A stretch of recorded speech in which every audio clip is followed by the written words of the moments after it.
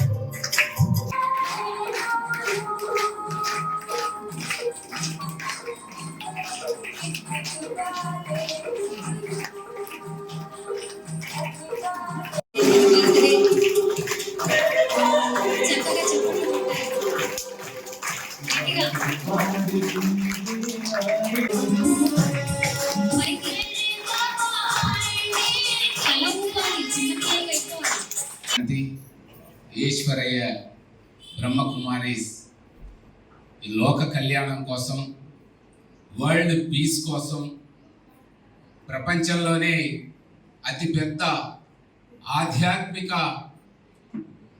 Piece కేంద్రం. అందులో ఈరోజు ఈ బృహత్తర కార్యక్రమంలో ఆశీనులు అవ్వడం కూడా పూర్వజన్మ సుకృతంగా భావిస్తూ ఈ సంస్థ ఏర్పడి 88 సంవత్సరాలు పూర్తి చేసుకున్న సందర్భంగా అందరికి కూడా 88వ జన్మదిన శుభాకాంక్షల్ని అందరూ తెలియజేశారు.